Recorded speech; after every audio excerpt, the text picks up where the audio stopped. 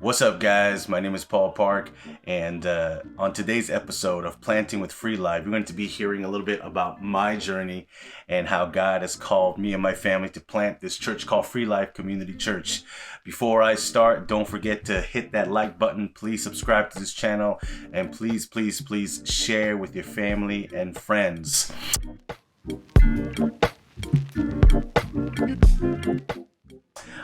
So just a little bit about myself. I grew up in Koreatown, LA. My grandmother was a church planter that came to K-Town in the 80s and started planting house churches, right? So I literally lived upstairs of a church. So the living room was the sanctuary, and right upstairs was me and my brother's room.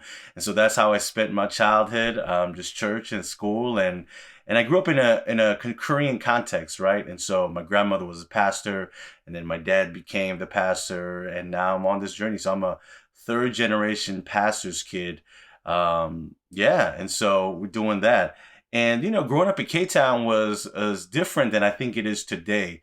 Back then, when I was growing up in the 90s, there wasn't that many Korean people in the Korean community, which was odd because it was called Koreatown, and probably has something to do with merchants and money and commerce and stuff like that. I don't know what's going on, but I lived in a neighborhood that was predominantly Mexican, Salvadorian. We had other, Spanish-speaking brothers and sisters, and a little bit African American when I was there. And so that's the context I grew up in. And so, yeah, I didn't grow up with a lot of Korean people. Our church was the only Korean church in the block, probably the only Korean family on the block for a while. And so growing up in that, was interesting. And, went through middle school, high school. And after high school, I had a little journey of my own. I had little Paul moments, right? A lot of you PKs know out there, shout out if you're a PK, know that growing up in the church, it's not as easy at times. You know what I mean? There's pressures, and there are things that we had to do as pastors' kids. Not just as pastors' kids, but I was the first son of an immigrant family. And that immigrant family, it was the first family in America. And so there's those pressures as well, the Korean pressures as well. And so adding up all that, I had to kind of figure out my own journey, made some wrong choices, some bad relationships. But the one thing that I think that I was grateful for was God had a hand in everything. I might not have seen that at the time, but getting in trouble with some things and eventually getting in trouble with the law, spending some time in the great facilities of Orange County prison systems. I didn't do hardcore stuff, right? It was just in and out. But still, spending some time over there just made me realize that, eventually made me realize that God is real and God has a plan. So, when I gave my life to Christ for the first time or the 100th time, whatever you want to call it, it was time for me to see what God has called me to do.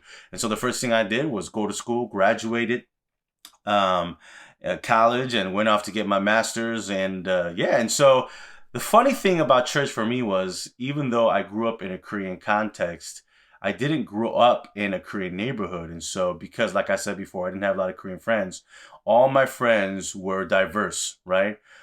Some of my best buddies till now are Mexican, Salvadorian. So growing up in that made me realize, or made me kind of think about, what does church look like for me?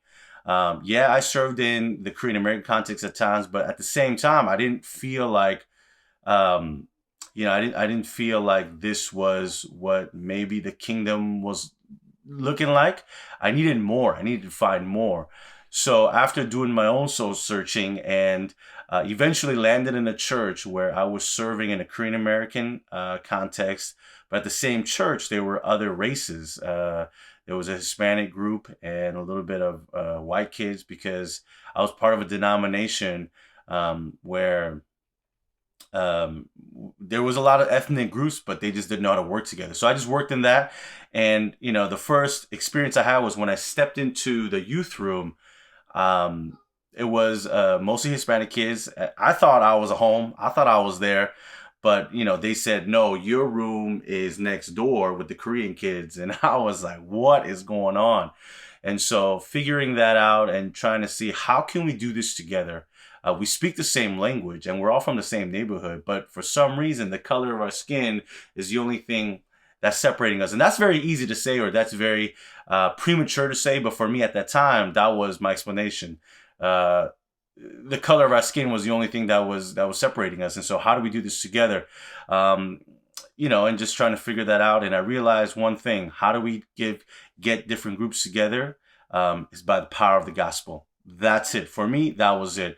And so explaining that, preaching that, teaching that to the kids, and displaying it as best as I can through humility, service, and love for these kids, we started to come together slowly, and eventually we became one youth group. So where we had 3 youth groups, we became one youth group.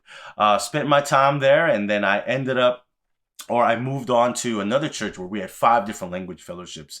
And this was very interesting. They had 5 different language fellowships, 5 different distinct expressions, services, and pastors leading it. And so again, when I came into this context, how do I continue to serve in a way where I felt like it was going towards the kingdom culture, power of the gospel, and the help of the Holy Spirit? So that's all I did.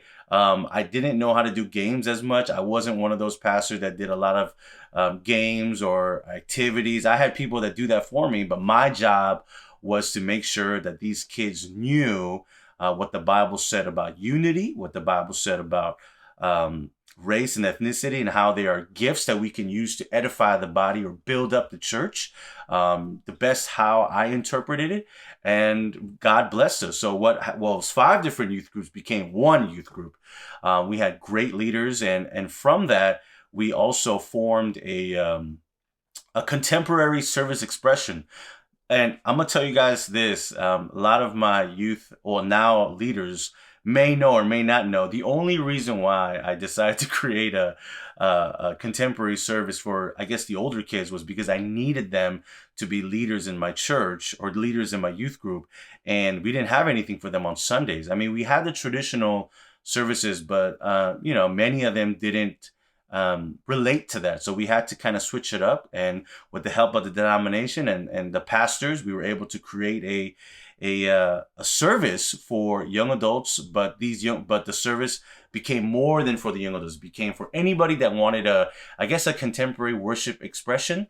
So if you guys know some of the church terms, there's traditional, where it's a lot of liturgical call and response and a lot of hymns, and there's contemporary, where then you go like Hillsong and Elevation and those type of services. So we created that, and so we were doing it, and then God called us through the voice of a pastor, wonderful pastor named Larry Wackemeyer over there at Light and Life Christian Fellowship, where they are our sending church. He called me up one day and says, "Paul, what are you doing?" And I was like, "Well, just doing my thing, not much, just on a roll." And he says, "Well, meet with me." And after I met with him, he says, "Well, there's an opportunity to church plant. Would you like to do that?" Now, this is where it gets tricky.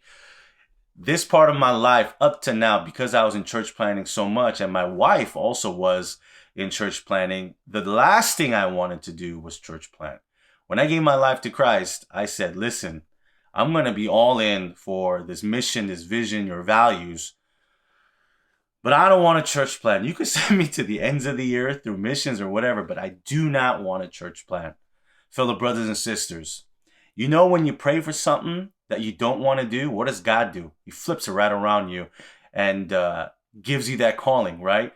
And so that's what I felt. I was like, oh my gosh. And obviously there was this part of my heart where I was like, all right, I am familiar what it means to church plant and the joys and the struggles that goes with it. Do I want to go through that again?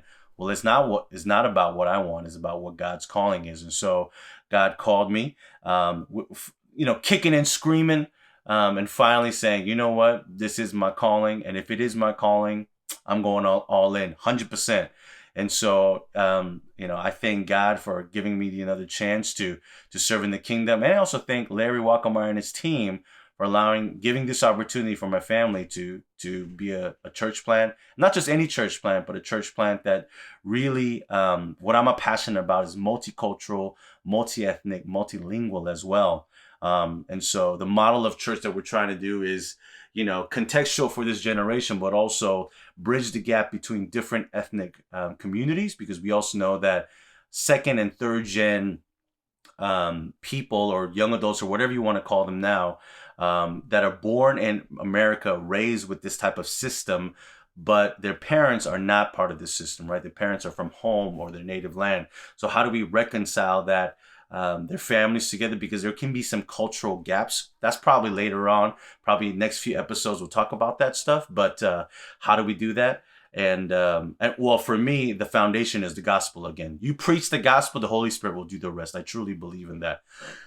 And so, yeah, so that's what we're trying to do, me and my family. And, we gather some great people that you'll be hearing from in the next few episodes that are journeying with us and are called, I guess, to journey with us during this season. So that's what this podcast is about.